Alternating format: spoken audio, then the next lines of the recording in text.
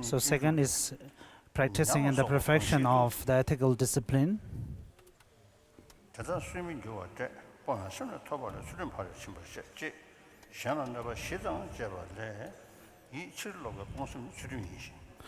So the nature of ethical discipline is restraining oneself from indulging in negative actions such as harming other sentient beings.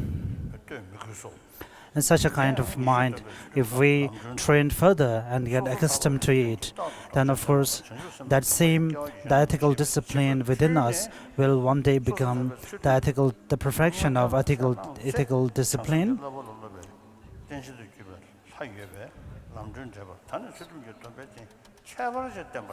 So the perfection of ethical discipline is categorized into three: ethical discipline of restraint, ethical discipline of collecting virtues, and ethical discipline of engaging in beneficial works for other sentient beings. So as for the first ethical discipline of restraint,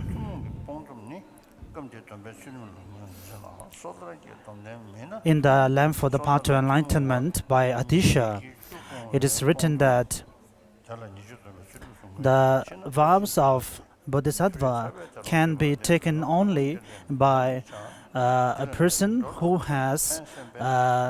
is the basis for taking the seven individual liberation vows or the Pratimoksha vows. So even though in the text it is stated in this way, but in fact, in reality, it may not be necessary, as we see the vows of Bodhisattva even in the realms of the hell and the realms of animal and so on. So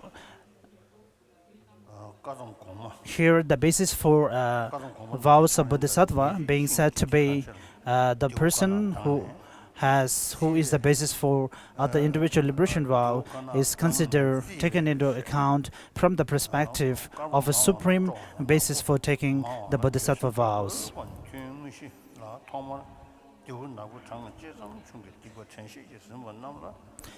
Someone who has one of the seven individual liberation vows, so having such a vow, if one practice further the vows and the precepts of the Bodhisattva, then of course the quality of the practice will be pure and can progress further. Once having a set of those individual liberation vows, a person has to be restraining himself or herself from indulging in 10 negative actions. So having such a kind of ethical discipline as a foundation, it is very helpful to develop the vows of Bodhisattva further, which will add on to the current vows that we have.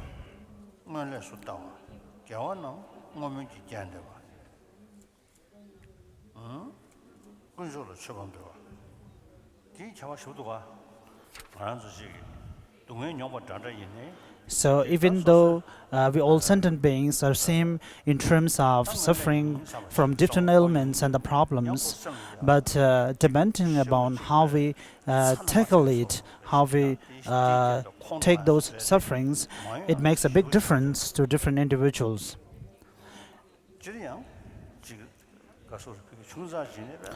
For a minor problems that comes to us, always if we consider that as a part of our karmic results, and of course sometimes it brings more problem to you.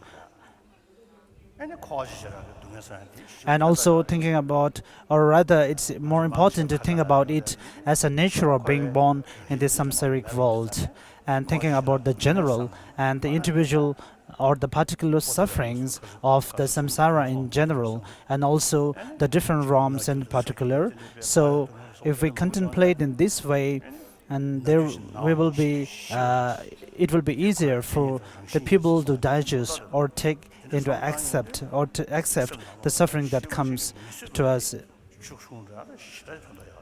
So it helps us to lessen the effect of those sufferings if we are able to think in this way. And also, if we are able to contemplate and think that may whatever the suffering that befall on me this time, may this be a cause that all the sufferings that will be coming in the next and the subsequent lives be eliminated by the power of this suffering.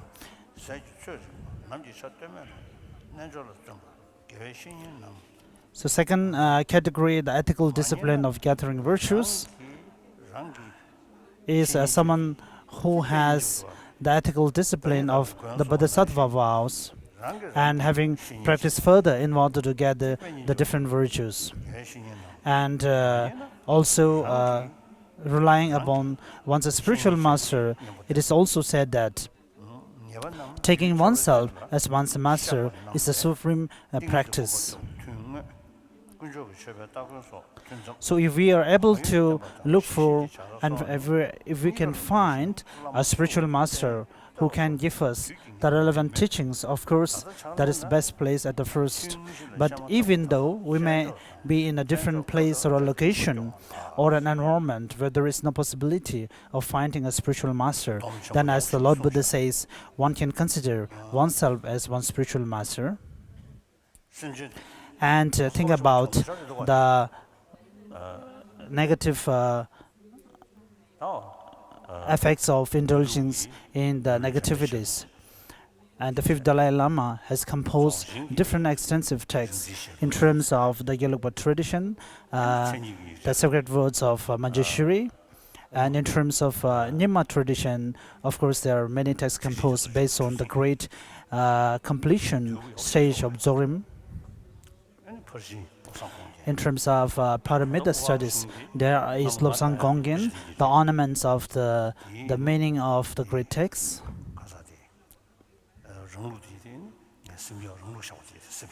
I also memorized the part within that text when my tutor makes some remark, take some note out of those texts, and I memorize a part of the presentation of our own system existed in those texts. So in short, fifth Dalai Lama's text has a combination of different literatures and which covers different subjects.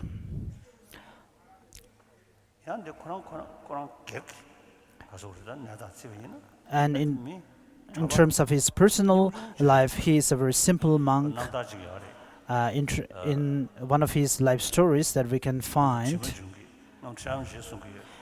Tujang Rinpoche used to tell me, and I also happened to read that text which is written, which was a handwritten.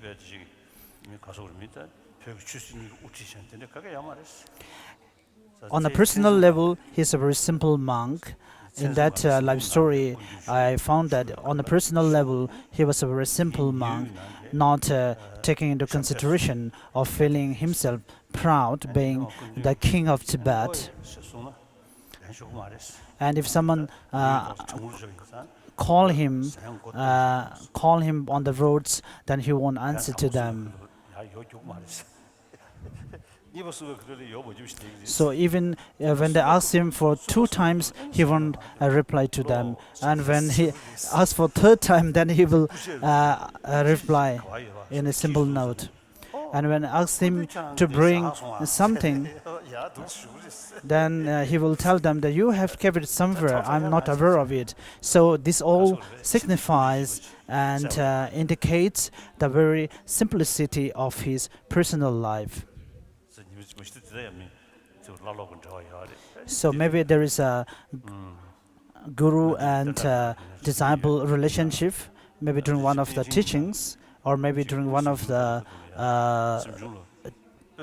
classes. An incense was lighted in his bedroom. Maybe it was Pering or Tadaramba, one of them too. So one of them doesn't like the smell of the incense. So he smelled the incense. So then he immediately says that, how can you light such bad smoke inside the bedroom of His Holiness? And immediately pour water on it. So they all stay in a very friendly way, even though His Holiness, the fifth Dalai Lama, is the king of Tibet. But on a personal level, he is very friendly in terms of his normal friends.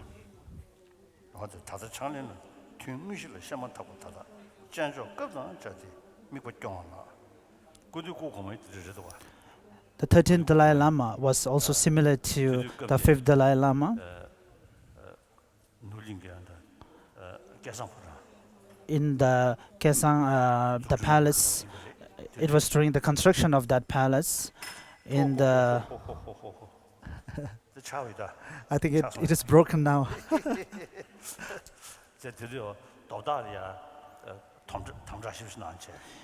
He was very strong against the usage of the addiction substances. And once he was going on a tour to the construction area, he happened to see behind the some people, some workers, and they were using those addictive substances. And when they're tired, they take they say when they're hungry, if they take that substances, it helps them. And when they are hungry, it also helps them. And when they're tired, it also helps them. So, and then they were telling against the 13th Dalai Lama. Said, this is such a good substance for us.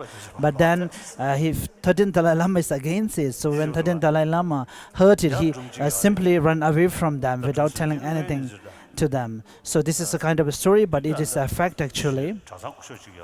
There is a monk from Namgyal Monastery, and his father was from Markham, an eastern part of Tibet. Maybe some of the senior ones, you know, his name is Bagel. So his father is in early 80s, is very healthy. And his father told me that the 13th Dalai Lama, while the construction for the palace was going on, some of the merchant people, the business merchant people, sponsor or offer some stones for construction. And the father also came with some horses. And one of his horse went another way, and from the other side there was a kind of Mongolian who was walking with one of his sticks.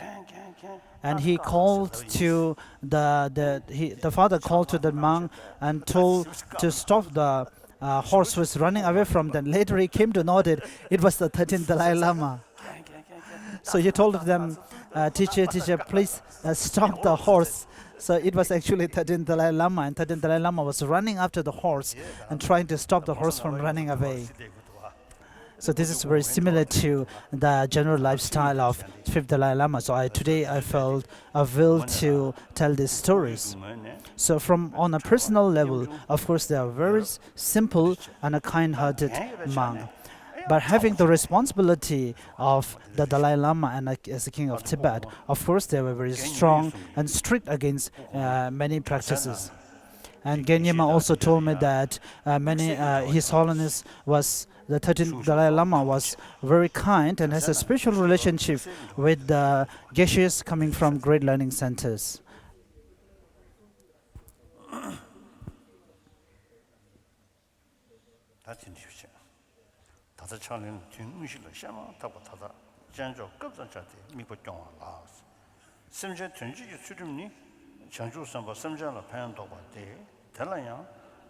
So the third category of ethical discipline, engaging and beneficial works for sentient beings is what we can see in the practice of the great being bodhisattvas, who always engage towards benefiting other sentient beings.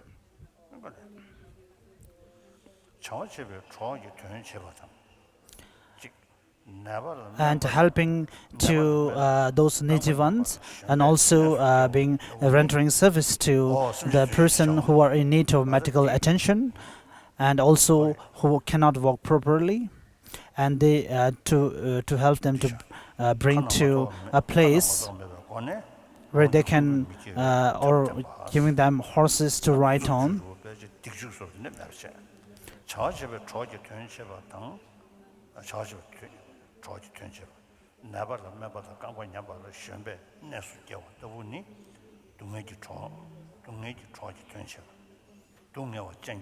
So the first place is helping to those who are suffering from different ailments, and second is by giving the teachings of the Dharma, trying to bring those sentient beings who are going towards the wrong way and trying to show them the right way to practice Dharma. And also to help those persons who are in danger of being devoured or eaten by the wild animals.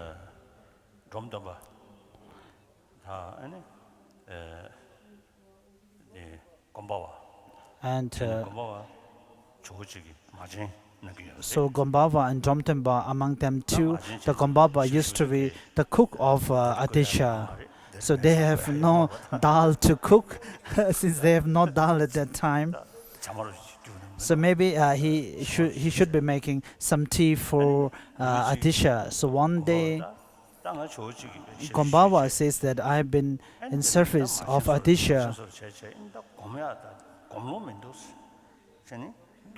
and there is no opportunity and time for me to contemplate or meditate. And Domtemba heard him saying such things and said that I have also I've been working for Adisha for so long by interpreting for him and helping him so many times that there is no time for me to also practice. So they both say those words at the same time. So immediately after that, they say even though there is no opportunity for them to practice being in service all the time, but with those service being rented tours and one's master, they say that there is no other greater practice than being in service of one's master. And Gombawa afterwards said that he felt very relieved and happy that there is no other, when he came to know that there is no other greater service than to be service of one's mother.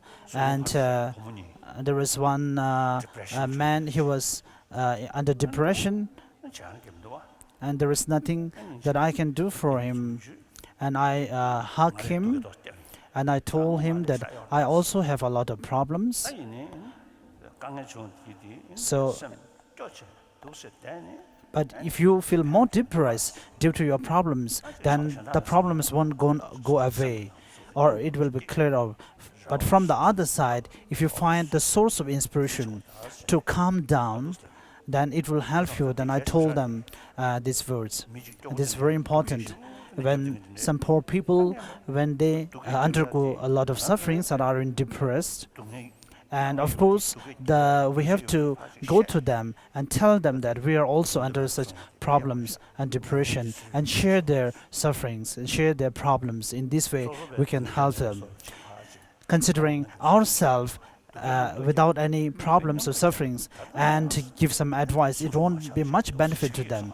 So we have to go with them and tell them that we are also same in terms of suffering. So in this way, it will be of much benefit to the other party.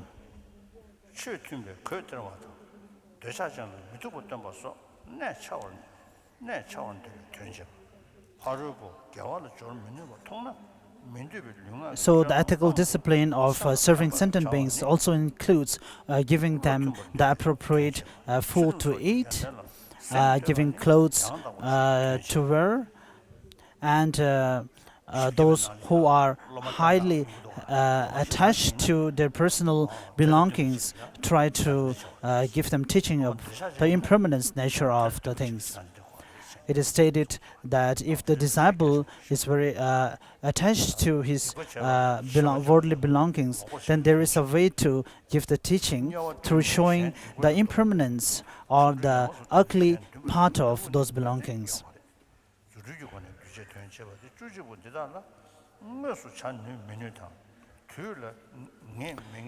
So counting all these ways to benefit the other sentient beings, there are 11 of them.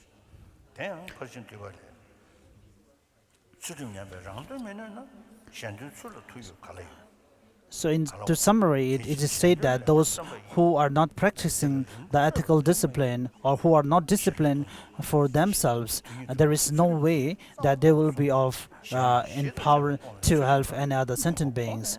Therefore, it is very important in order to benefit others. First, we ourselves has to be disciplined.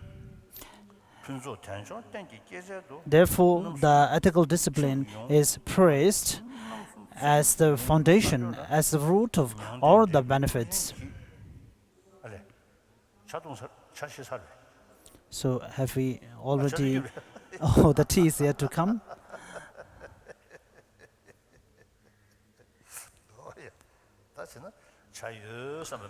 So maybe you can visualize this. There is tea and you can take it.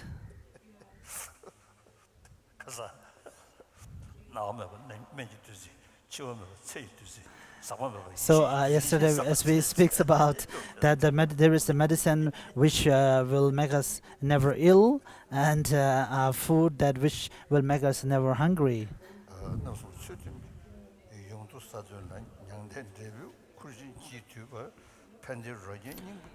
Next is the intermediate verses, the concluding verses.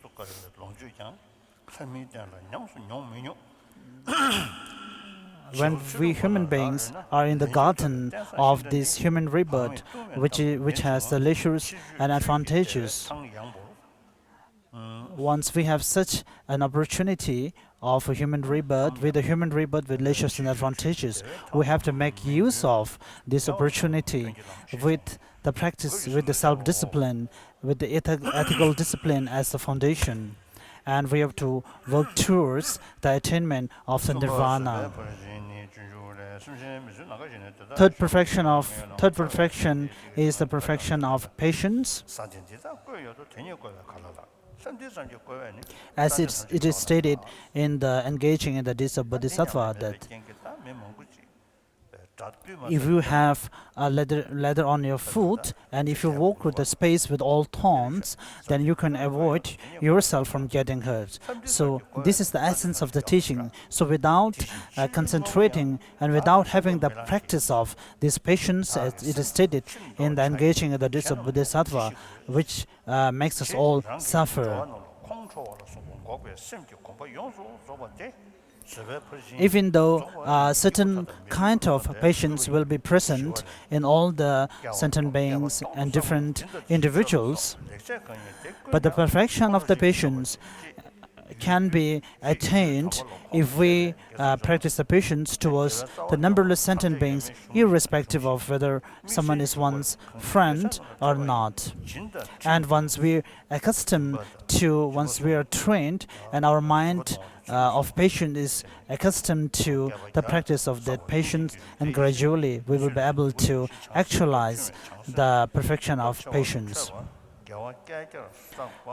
Shantideva stated that by a mere instant of anger, it will clear or eliminate all the benefits that we have accumulated for the thousands of years, including the merits generated by giving and so on.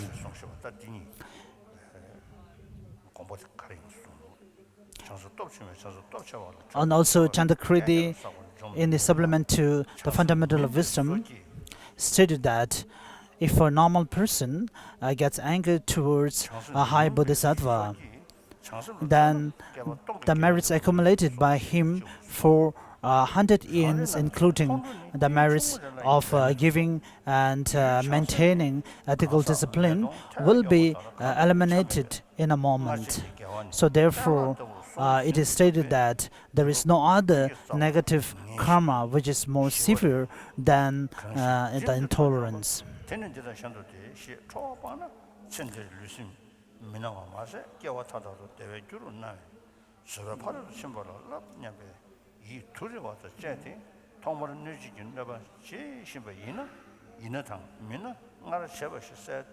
It will be, for a normal person, it will be very easy for someone like us to get anger and to get anger towards anyone. But for someone like a normal person, it will be very difficult to see a bodhisattva.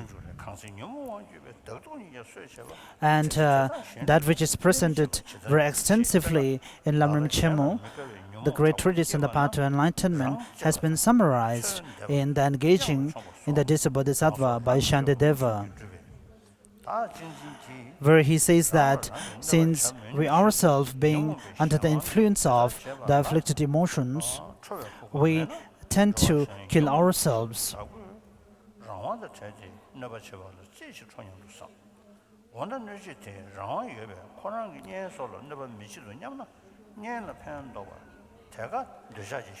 And as we also see that since we are sometimes under the influence of anger, we tend to hit our own head to the walls and also use different weapons to ourselves, resulting in one's own death, which shows very clearly that the afflicted emotion is the force behind which drives us to do all these things.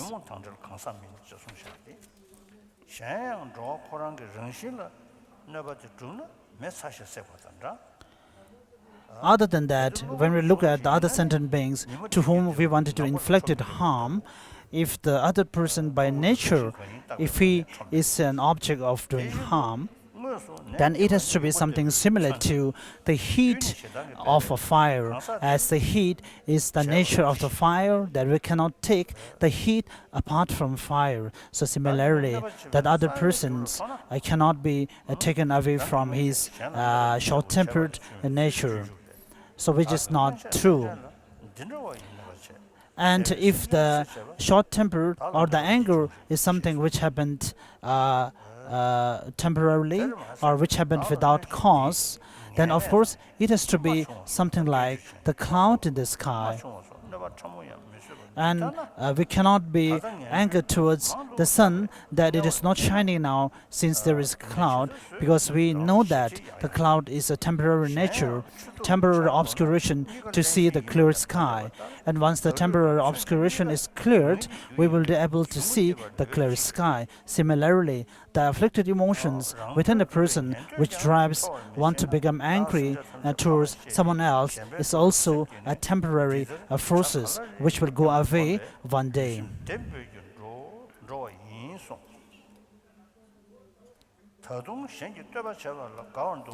And it is also stated in the engaging in the days of the Bodhisattva that I have inflicted a lot of harm to the other sentient beings in my previous thousands of lives, due to which at this life and the coming lives I will be suffering from the result, the ripening result of those karmic actions.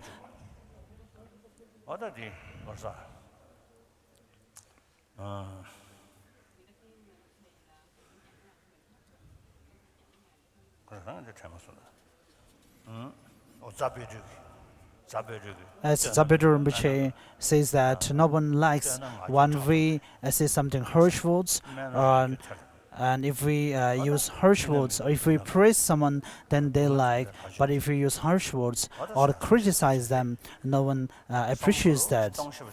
So this is a fact. And if we contemplate further, whatever that we consider something precious or something good in our ordinary world,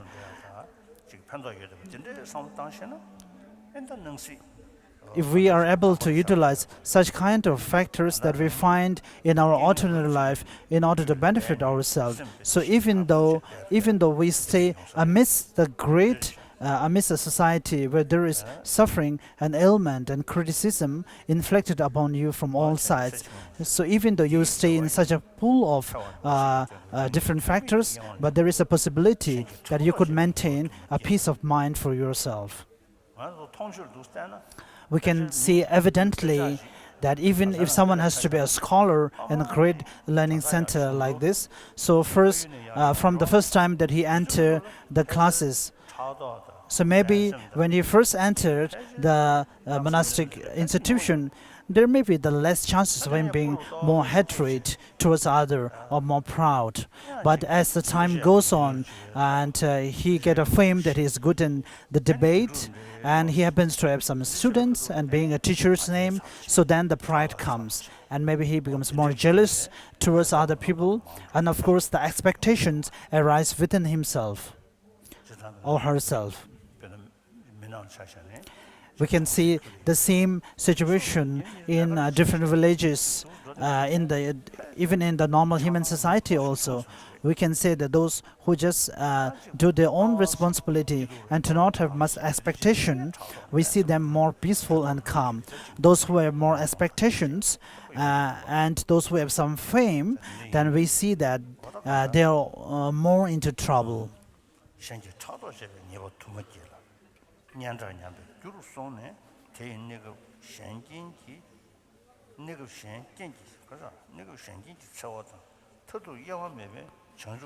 Once we gain some fame due to our services to others and so on, then some other people used to get jealous towards me. And in order to reply to that, sometimes we tend to become more angry and more jealous toward that person, which in turn bring us to harm.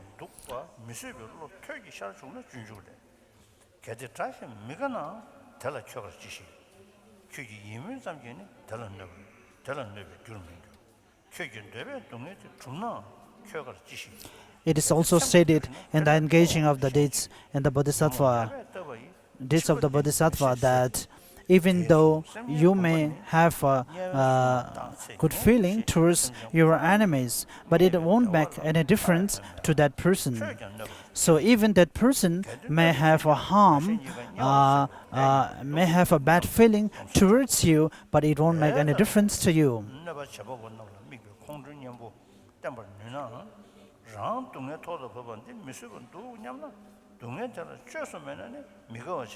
So if we think in such terms that if other person bring more harm to me, then you may be in a pool of those sufferings and pain, and that I may not be able to take all this suffering, then we have to think in such a way that is there any solution to those sufferings and those pains which is within you. And it is stated in the engaging of the deeds of the Bodhisattva that if there is a solution or if there is anything that you can rectify, then there is no reason and no reason why you should be unhappy towards it. So these are the qualities of the suffering presented in the engaging in the deeds of Bodhisattva by Shantideva. The another beneficial qualities of the suffering is that if there, as stated earlier, if there is a mean to cure those sufferings, then there is no reason why we should be unhappy and why we should be suffering. If there is no way to cure or rectify, then there is no purpose or no reason why we should be unhappy. And of course, it is the suffering that is suffering due to which we feel renounced to this samsaric world. And having renounced to this samsaric world, we will be able to attain liberation from the samsara, which is the ultimate attainment called moksha.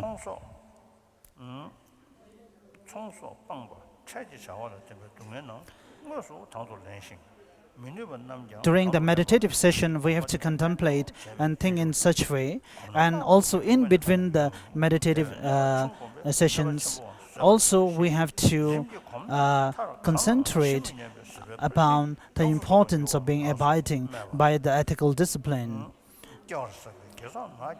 and also accepting the suffering that comes to us as a nature of our human rebirth. And also that in this human society, there will be a lot of criticism and praise that will be towards you, but that you have to accept it all as a nature.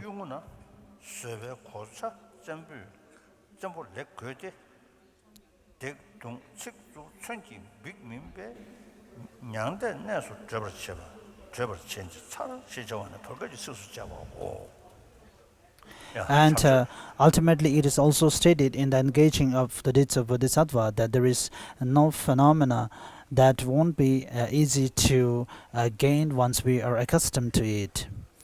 And next is the intermediate verses. So, gracing for tea.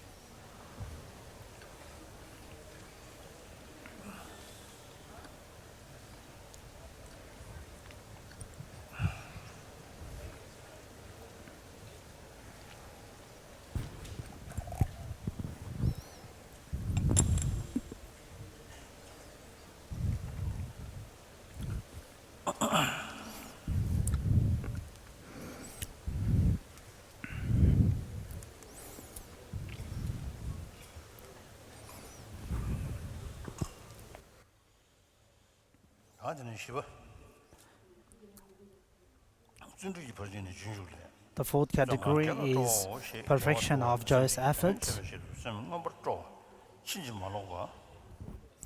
Joyous effort is said to be something aspiring for virtuous action. And the joyous effort can be categorized under three. The first one being armor-like effort, then effort of accumulating virtuous factor, and effort of serving other sentient beings.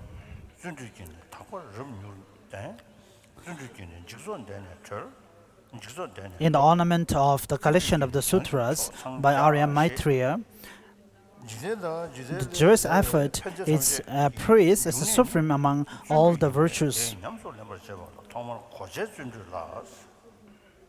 And it is said that with the joyous effort or the perseverance, we will be able to attain the highest attainments.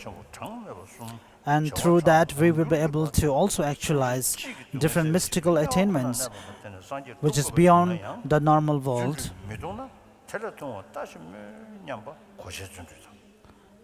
So in short, all the benefits of this world and beyond this world, and all depend upon the joyous effort. So first, we have to, in order to gain such a kind of joyous effort, the first category of the armor-like effort is to think from the perspective of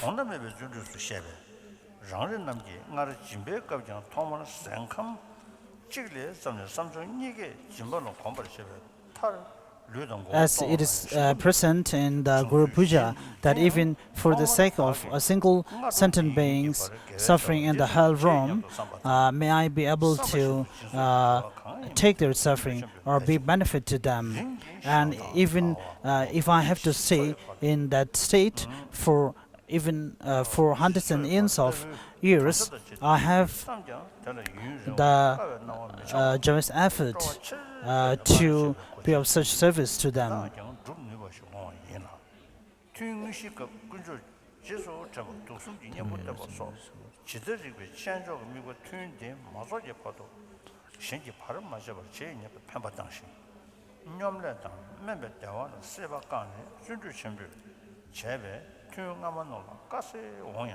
And as we have seen earlier during the first perfection of giving, that even giving small food or eatable to bird or any other animals, we need the collection of pure considerations and motivations.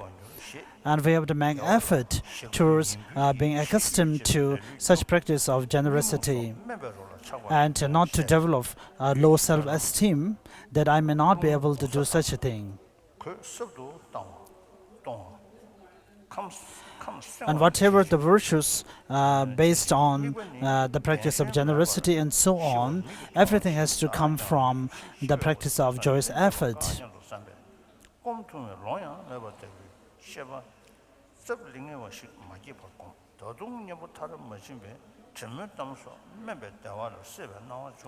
So during the actual meditative session, we have to think about the kindness of the triple gems and how to take the countermeasure against the three poisons of afflicted emotions. So in such a kind of a focus, we should work hard to maintain the same mental state for the whole session. So in this way, it will be a little bit hard during the first sessions to maintain such a joyous effort, but as one gets used to such effort, then we will feel the encouragement and the inspiration from continuing such meditative sessions. And one of the main obstacles for generating such a joyous effort is the procrastination and also the low self-esteem.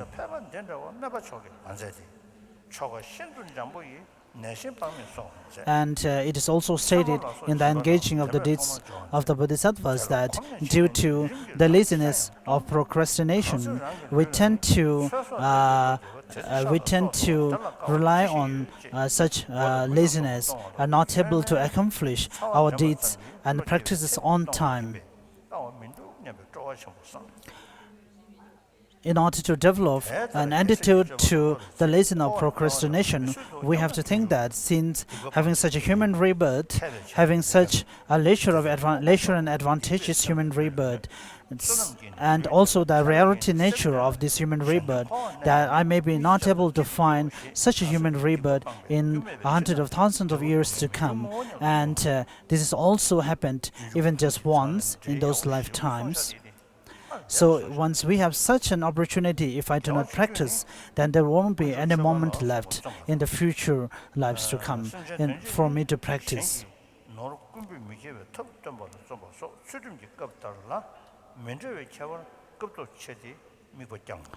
So having meditated in such a way, the object to be attained, which is the ultimate triple gem of the Buddha, is someone who is free of all the obscurations and all the faults. And if one feels self-discouragement, feeling that such a kind of attainment will be very difficult to attain, then in the engaging in the deeds of Bodhisattva, Shantideva says that one should never feel discouraged by thinking that such a great attainment I cannot attain.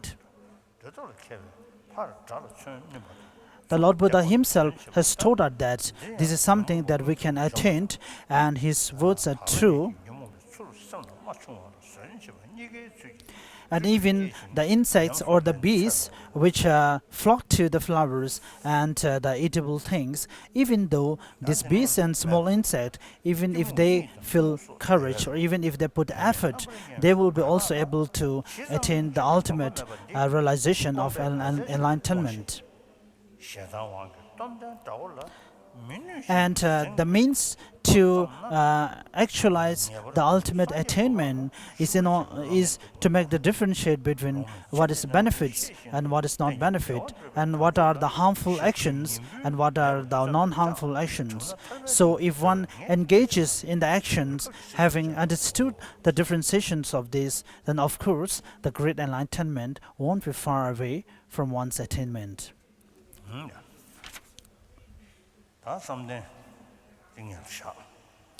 So the fifth perfection on the concentration, we will first give it for a while and move to the southern lineage Lamrim.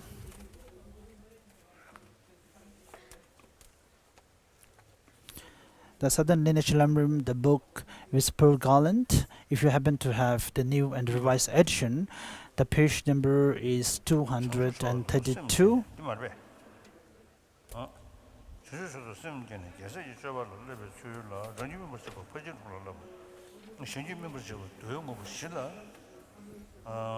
Having generated the spirit of supreme enlightenment, how to train in the practice of the conqueror's sons.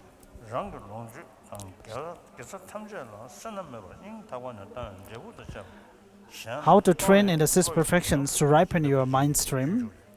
The perfection of generosity is consummate familiarization with the thought to give everything to others, belongings and virtue, along with the results of giving wholeheartedly and without stinginess. The guide to the Bodhisattva's way of life says, the thought to give all beings, all belongings, along with the results, is thought to be the perfection of generosity. Page number 233. Regarding practicing the perfection of generosity, the Master Sharava said, I am not describing the benefits of giving, I am explaining the drawbacks of retaining.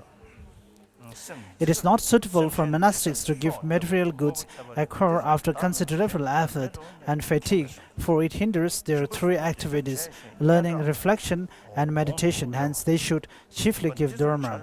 Nevertheless, they should give whatever they acquire effortlessly and spontaneously without attachment. However, it is primarily lay bodhisattvas who are to give material goods. Having carefully examined in general, in particular, the way to practice giving according to the base, you should reject the following thoughts.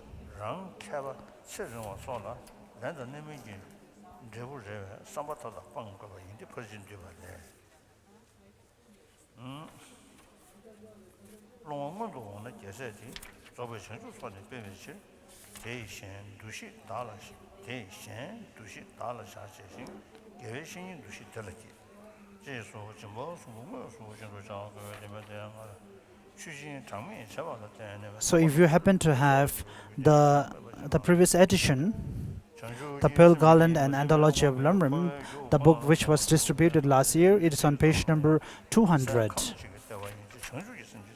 So if you have the new and the revised edition, which was distributed this year, it's on 233. The compendium of perfection says, when a beggar actually approaches the Bodhisattva to enhance his collections for complete enlightenment, identify his possessions as belonging to others, and look upon him as a spiritual master. You must effectively practice the three kinds of generosity as much as possible.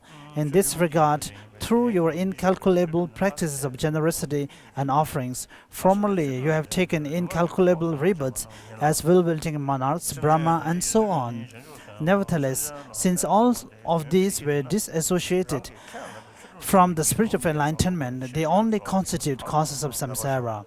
Think henceforth, I will ensure that, starting with the gift of single morsel of food to a lone being, are imbued with the spirit of enlightenment. We're on page number 234. So His Holiness has already read the portion on the perfection of ethical discipline. Next is on the perfection of patience, the guide to the Bodhisattva's way of life, which says unruly beings are a space. I cannot possibly defeat them all. If I could only defeat my anger, I will have defeated all foes. To cover the earth's surface, where could I ever find enough leather? But with the leather of just the soles of my shoes, I will to have covered the surface of the earth.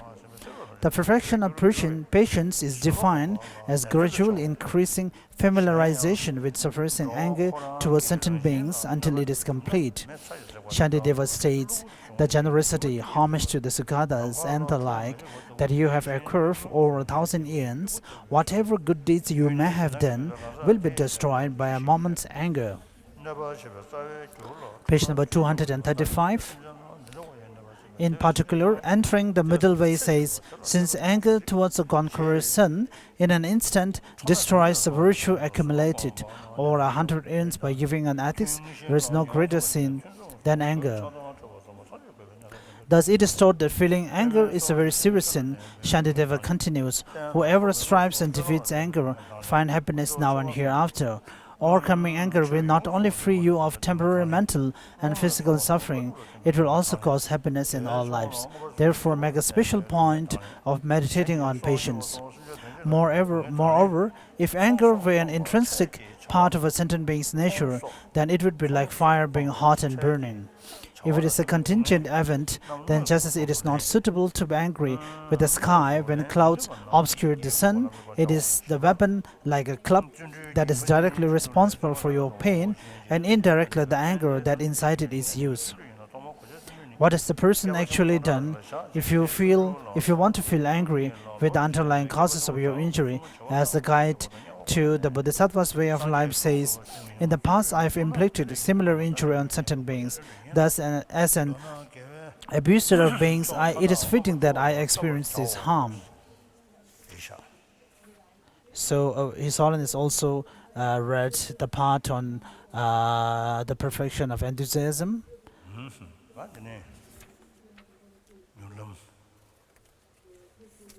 So we move to the swift path.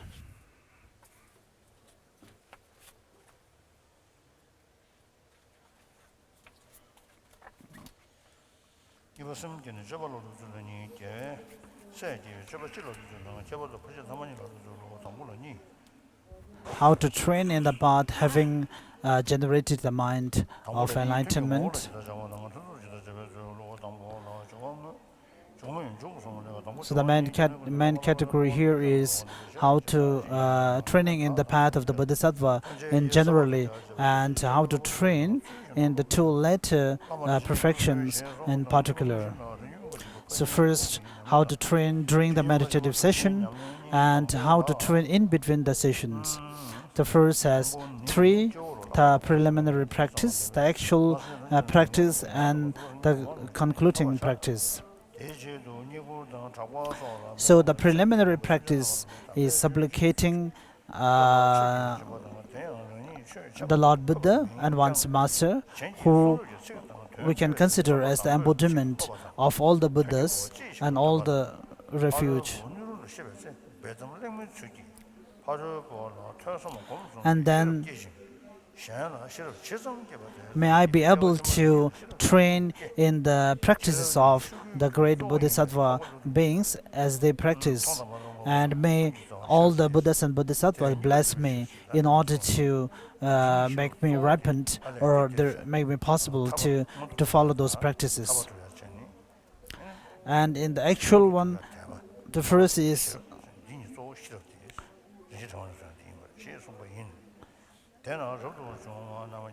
the practice of the six perfections in order to ripen one's own mental continuum, and the practice of four gatherings in order to ripen others' mental continuum. So the first one, as it reads, it states that first, having meditated, one's guru, who is none other than the Buddha himself, meditating our guru on our head, and contemplate in this way that may I be able to attain enlightenment in order to benefit the numberless sentient beings, and that too may I be able to quickly attain the Buddhahood. And in order to attain the Buddhahood, and may I not go under the influence of the praise and the fame of the worldly affairs, and may I be able to give the teachings to all the sentient beings that are in need of the Buddha's teachings.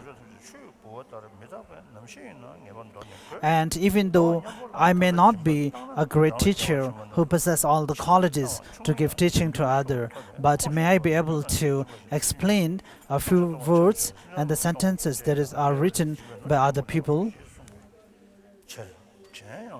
And when I find the other people to whom I can give teachings, may I also be able to give teachings in a very casual manner, even by talking and discussions.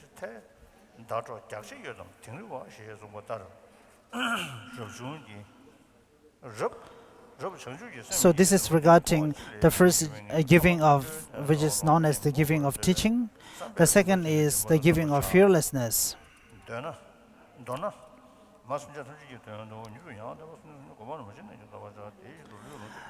The giving of fearlessness is in order to protect the other sentient beings from the fear of the kings, the fierce kings, or the robbers and bandits, and also protecting or liberating animals who are in the danger of being eaten by the wild other predators, and to also help to save the animals who are in danger of being killed.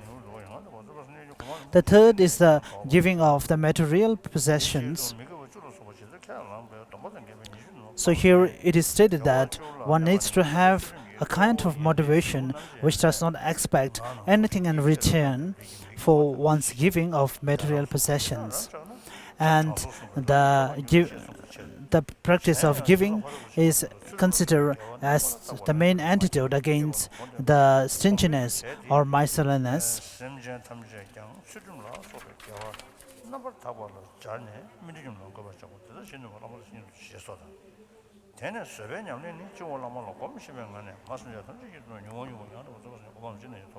So here completes the first perfection of giving. The second is the practice of the ethical discipline. So we have to meditate in the same manner as before, meditating one's Vajraguru on one's head, and may be able to attain enlightenment in order to benefit the maximum number of sentient beings. And in order to benefit them, may I be able to abide by my vows and precepts, which requires me to refrain myself from indulgence in the 10 negative actions.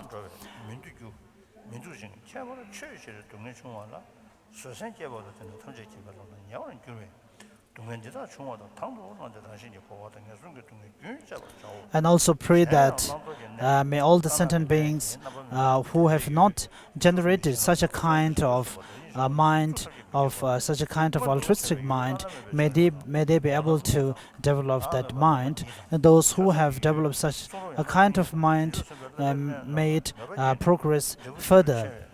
And may the root guru of Vajradhara be the source and the cause and bless me in order to actualize that. The third is the practice of patience. So in the same manner as before, we have to meditate in such a way that even all the sentient beings becomes one's enemy, but may I be strong enough not to develop even a moment of anger towards any of these sentient beings. As it is stated in the engaging of the deeds of the Bodhisattvas, that if a person who is to be killed is being freed with just his hand cut, he will be very happy that even though his hand is cut and there is a suffering and pain, suffering in terms of a great pain, but he will be very happy that he is not killed. Similarly, those of us who are to be reborn in the hell realm and undergo a lot of suffering, and if that suffering has been just ripened on our human rebirth in the just form of some ailments and suffering, then why not we all become very happy?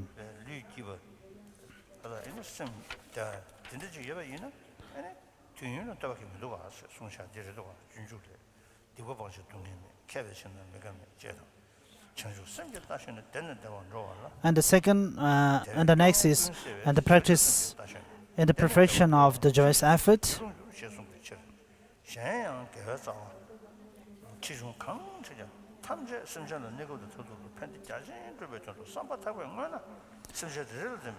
So the first practices are same as other perfections, and it is stated in engaging in the deeds of Bodhisattva that once we are able to generate the mind of bodhicitta, then from there onwards we will be moving further towards the attainments and progress, and there won't be any person who won't be satisfied or happy with such attainments. whatever the accumulations that we gathered, even a small virtuous action, it all comes or happened due to the sentient beings. And in this way, we have to meditate that the sentient beings are the source of all the practice.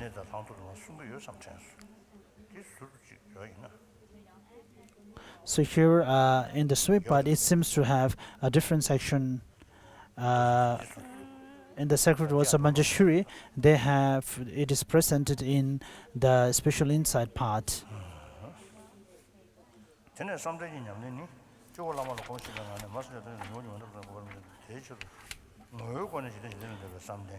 The fifth one is practice of concentration. Having meditated in the same manner, the nature of concentration is the concentration as the basis of all the attainments. The concentration pertaining to being service of other.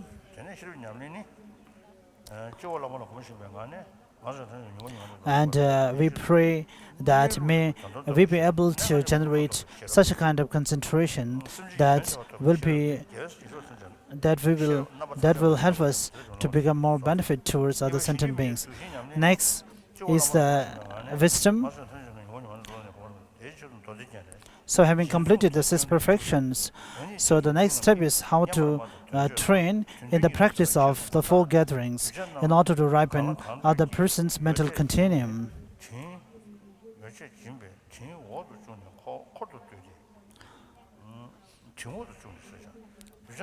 It is stated, as it is stated in the ornaments of the collection of the sutra, that first, with the giving the material possessions to other sentient beings and take them into your companions or the friends, and after that you give them teaching. So the first of the 4 gathering is speaking in a very soft manner. So here the speaking in a very soft voice means giving teachings which are appropriate to the disciples.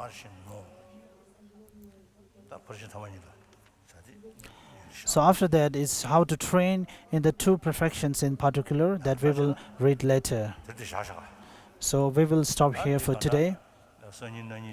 So tomorrow and after tomorrow for 2 days. So these three texts will be completed. And maybe also in addition to that, we also finish the essence of nectar, the Lamrim text. So Shamar's Lamrim, we will start and try to finish as much as possible. And liberation of the palm, liberation in the palm of hand is also not possible to find. So next year we will find a time and continue the same.